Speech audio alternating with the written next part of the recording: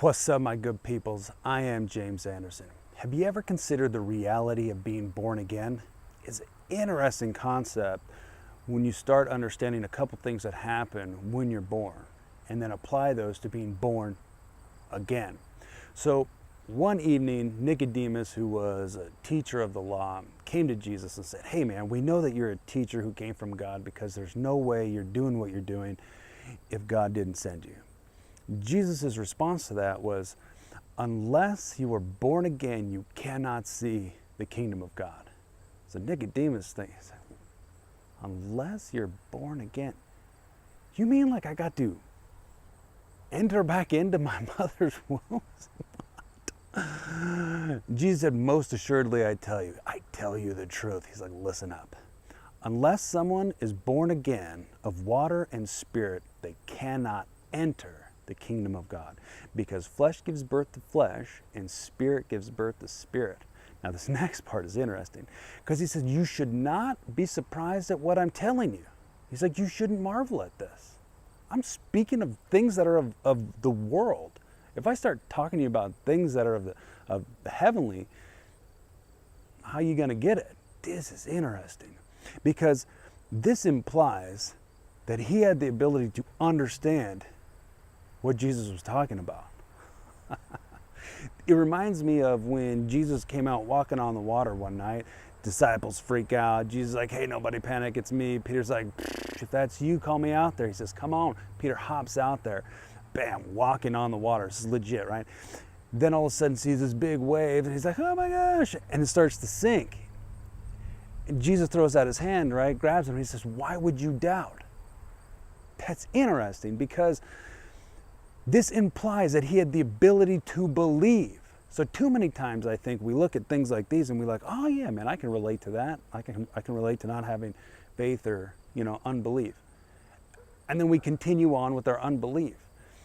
Jesus is calling us to something different. He says, why would you doubt? Which means you have the ability to believe. He says, why would you be surprised at what I'm telling you? Because you have the ability to understand. Dude, that's legit. All right, so bam, let's start to understand a couple things that happen when you're born. One is that you become naturally part of the family that you came from. It takes a man and a woman to make a baby, right? Piece of the man and a piece of the woman. Boom, this creates the baby. The baby did not work for its position in this family. It is automatically, by birth, part of that family. Now let's just say that this same family who conceived this child sees another child, this child's without a family, and they want to bring that child into their family. All right, there's this legal process called adoption where you can go before a judge, fill out these papers, and that child can become a legal part of your family. It's beautiful. The second thing that happens when you're born is you become a citizen in the country of which you're born in. So let's just say we got parents who are American citizens and we're born in America. We are, by birth, American citizens. That's not something you earn. It's not something you paid for. It's something you were given at birth through rights and privileges. Now, let's just say we have somebody who's not American citizen but wants to become one. There's this process called the naturalization process. This is the legal process where you can try to obtain the American citizenship, right? So you got to go through other tests. You got to learn the history, learn the laws, learn the culture, everything that you would have learned from growing up here. And then they decide if they want to give you citizenship or not. Okay, so let's apply these things to being born again. Because when you're born again, you become adopted into sonship and you're given citizenship in the kingdom of heaven. God's idea of adoption is that you be born again. The legal process of adoption is beautiful, right? And you become, that child becomes part of the family. But God's idea is that you be born of the Spirit. He said, flesh gives birth to flesh. All right, we got that part. Spirit gives birth to spirit, right? Nicodemus is like, you got to hop back in your mother's womb. No, this is a different process. You are spirit. You don't have a spirit. You are spirit. And that spirit becomes born again and reconnected to its source, which is God. God's idea of adoption is that you become born again. You belong by birth. Citizenship in the kingdom, right? His idea of the naturalization process is that you become born again. You become born into the kingdom of God. You become born into citizenship. You didn't earn it. You didn't take a test. You became born into it through rights and privileges of being born again. To be a citizen in a kingdom means that you have right standing with the king. Another way to put that is that you have righteousness. This is beautiful. So let me ask you this question. When's the last time you had a thought or emotion and entertained it that went something to the tune of,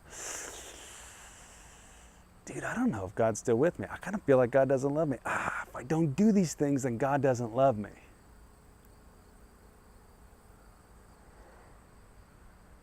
When's the last time you woke up thinking like, shoot, am I still an American citizen? Like, did I lose it? Did it fall out of my pocket? Did it get taken away?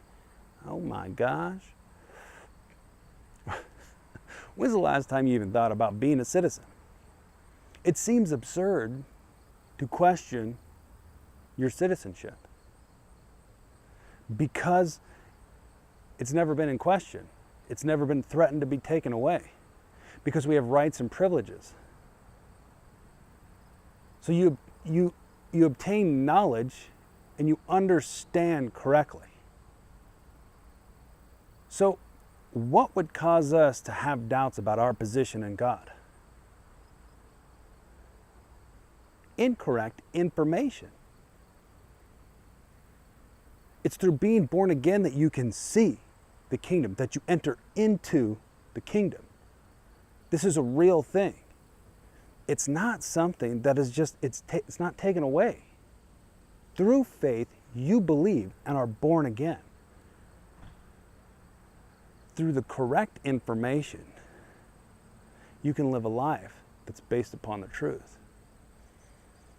You are not created for an identity that can be shaken. You're created to have an identity that is firm and steadfast.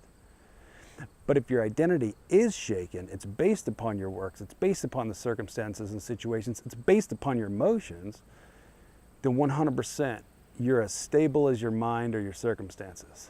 And that's weak.